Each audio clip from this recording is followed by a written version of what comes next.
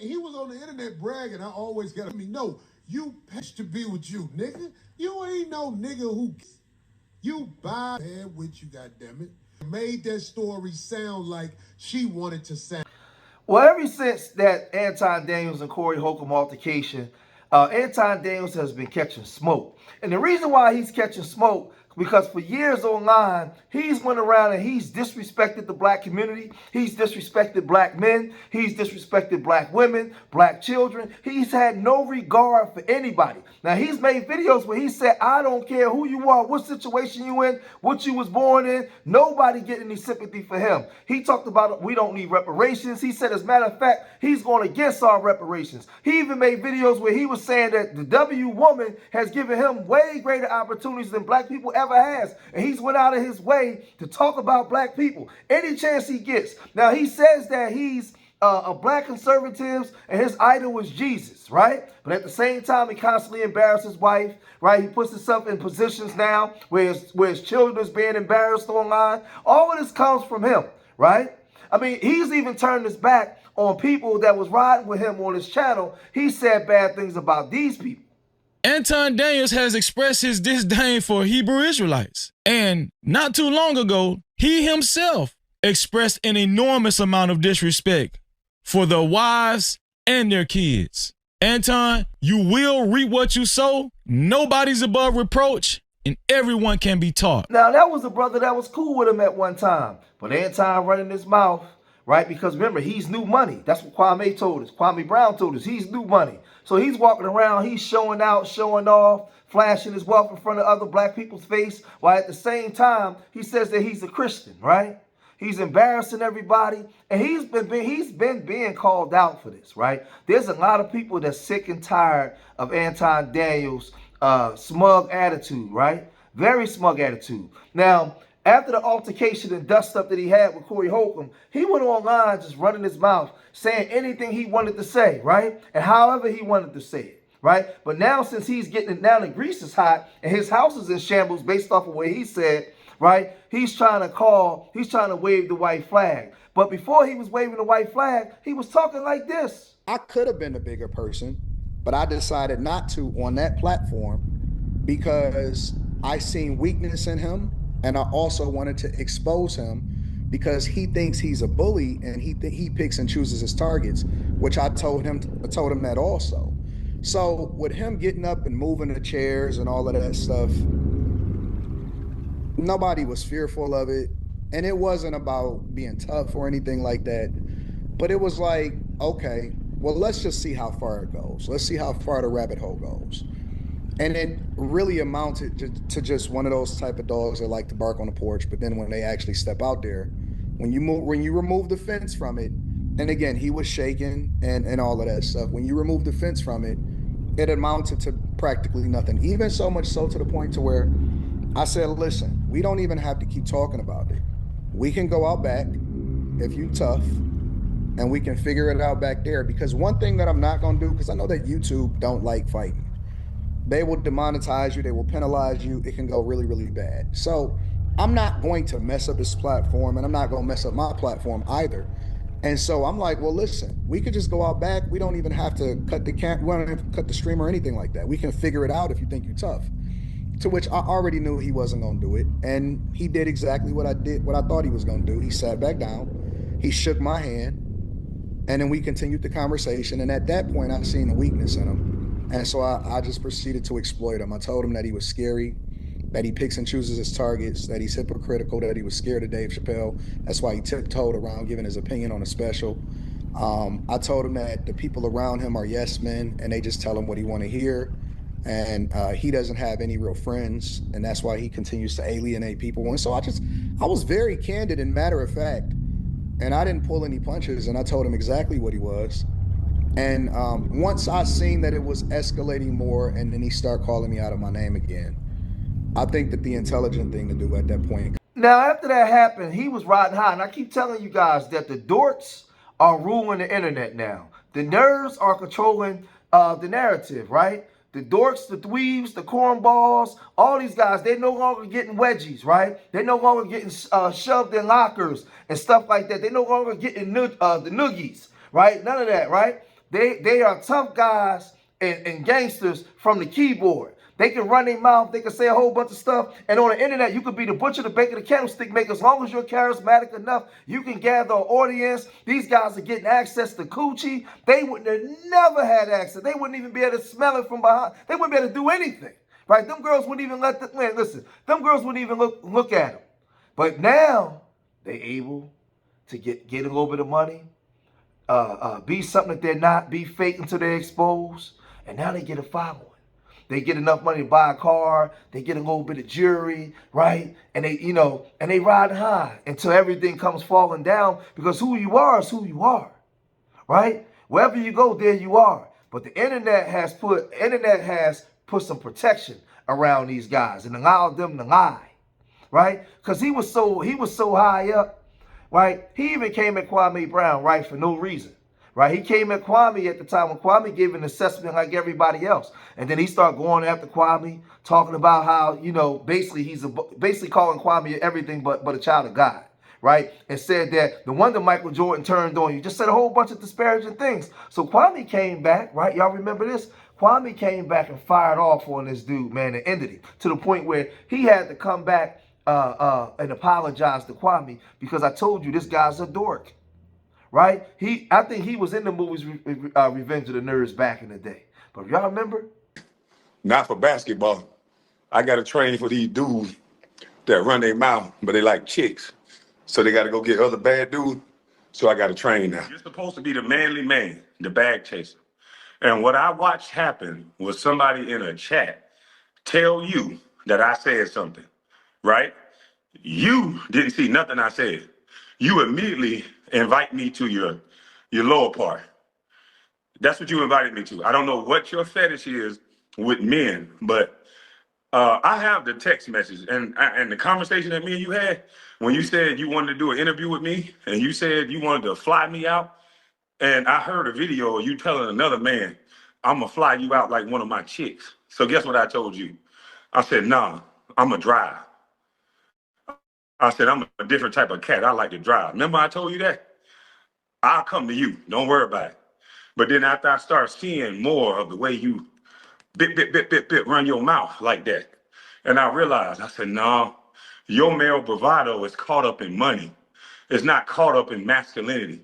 See, if you was masculine, you wouldn't be running around here starting fires with people. You speak when spoken to. Now, what I did was, and shout out to Corey Holcomb, I do not agree with Corey Holcomb putting his hands on a woman at all. But shout out to Corey Holcomb for at least being man enough that you put this out on the internet. He didn't come and look at my page and go, F you, Kwame, you doing this, you a sucker, you was on my, you know what? He didn't do that. Guess what? I gave a fair assessment of what I saw. And it's called an opinion, you so-called smart guy. I forgot, you said you was a C student. You may be more like an F student. You're gonna sue Corey Holcomb for doxing your daughter, right? Which all he did was put up the picture, which is bad. He put a picture up, never said the child's name or nothing. Guess what you did? My daughter such and such right here, y'all. She's the #1 athlete over here. Yeah, this is my daughter. She #1 over here. You said your child name. Now, this is the thing, right? After Kwame checked him, he tried to go onto this panel with these brothers, man, and think that he was going to be able to run his mouth and be this tough guy, man. But the brothers on the panel wasn't having it. These brothers let him know, man, like, let me tell you something, man. A dude like you, right?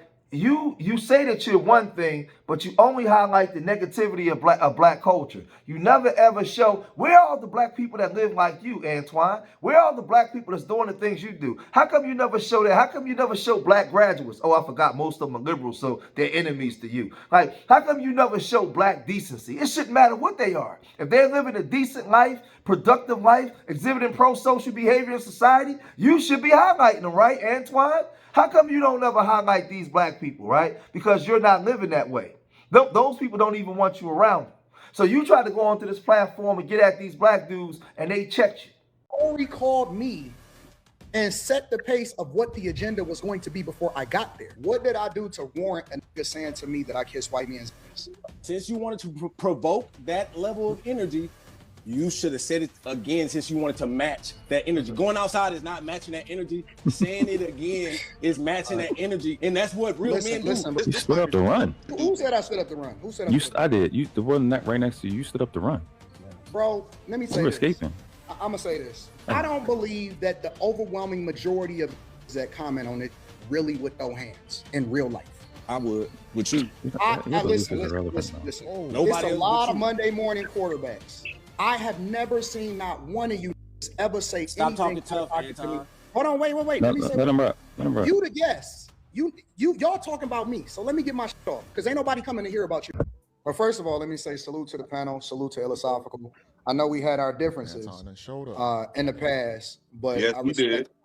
I And respect. I'm gonna say this before we get started. My issue with you, bro, is not success. It's not the fact that you have subscribers. Get your money. My issue is you come off as someone who's trying to talk to black men, but at the same time, or talk to black people or respond to black culture, but at the same time you shit on black culture, but you still try to carry the aesthetic that you know that's going to attract the same demographic that you're really trying to reprimand. If that's how it come off to me. Like I heard, like when we was on the panel, the thing that stood out to me the most, beside this, because I reached out to you after that, but you never responded.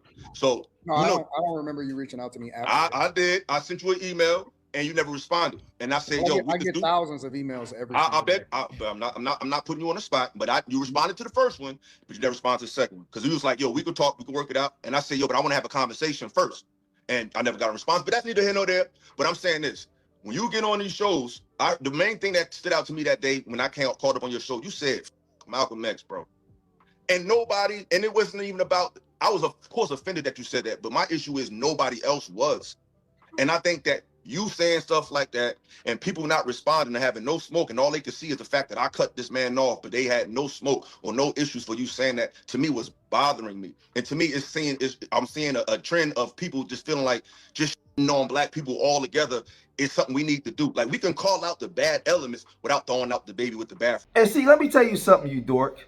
You might be able to run game on women. They might allow you to run game on them because you got some money. And, a man always got a want and a woman always got a need. So you go behind Rita's back and, and you paying, you paying to play. Because, see, I know your model old school. You ain't praying, you paying, right? In order for you to slay, you got to pay. That's for sure. That's for sure. In order for you to seduce or reduce, you got... Like, no, let me stop. Let me stop. You definitely paying, for sure, right? So the women will let you infiltrate and let you get away because you got some money. But you're not running that game on no men. You're not going to come out here and tell us that, your hero is Jesus and you this hardcore, radical right-wing conservatives, but you really liberal. You live a whole liberal lifestyle. You online telling people every time you go out of town, you got about 5 bad, you know what with you. You always doing this. Dude, you're liberal. You live, the very liberals that you criticize is the lifestyle that you actually practice. And a lot of black men ain't going for it. Black men already see you for who you are, and they're saying this. Sometimes we justify stuff because it ain't none of our business. Am I right? After this live stream, Anton allegedly still gonna be right. Allegedly, he's still gonna be up in that Cubana like a cigar. So it ain't none of our business. So a lot of times we sit back, especially as men, we sit back and we don't say nothing because we like, hey, ain't none of my business. Hey, do what you do, bro. We ain't tripping. But when you keep throwing it in our face like we don't see what we're seeing, that's when people starting to say this moment gave everybody the opportunity. When Corey said what he said, and take your bitch with you, we've been thinking like this for damn near a year, Anton. Corey didn't say nothing that a lot of us hadn't already thought by way of perception that this is allegedly your side anyway, Anton. He ain't said nothing. When nobody's shocked, when nobody flabbergasted, mind boggled. No, I hope I never get to that point where I make so much money And I get so scared of losing that money that I would throw y'all, Andrea, my family back home under the mother bus to keep that money flowing. So this is what happens when you get dorks and cornballs a platform like this. And they start making money. It goes to their head. Like Wami said, you knew money. To the point where you start embarrassing your family and your house. I got daughters. I got sons. I got a wife. I would never embarrass my wife like that. I would never, ever, ever be out of town with someone, with another woman, knowing I got a wife that can get online and embarrass my wife like that. I would never be online flossing wealth in front of black people like that. For what? For what? You got money, you got access to women and all that kind of stuff. That ain't none of our business. That should be between you and God. But when you a person that never had access to things and you was always on the sideline watching, you was sitting on the stoop watching people ride by in the coupe, you was upset, right? You was mad, you was jealous. You was sitting there looking up at the stars, wishing upon a star, waiting for your day. And you said, man, when I get my day, man, I want a big booty. I want a big booty B, a 4-finger ring, a rag. How did y'all go to Ice Cube? You want a drop top rag. You want a drop top and all that stuff. And as soon as you got some money, you just went crazy and embarrassed your whole family and start pooping on your own community, your own people. Because the whole time you always had anger towards black people because you never felt accepted. You never felt like they had love for you. So now when you eat, and everybody can kiss your behind. That's the mentality you got because you're not used to nothing. You're used to being treated last. You're used to the girl that you like not wanting you. She wanted your homie. When you walked up to her and said, hey, you got a minute? She was like, hey, could you tell that guy that's with you, could you tell him I like him? You was used to that. That was the treatment that you always got. That's why you behave the way you behave. You ain't fooling real dudes like us. I see you. I see you. Right? And the thing is, now you've arrived and you have to go out of your way every day out of your life to let everybody know that you arrived instead of just being who you are. So this is why you're being exposed. And people are tired of you. But if you made it this far in the video, hit that like button, subscribe to Street Media TV, leave your comments in the comment section. Let me know what y'all think about the dorks running the show now. Remember, I love y'all. Till the next time. Peace.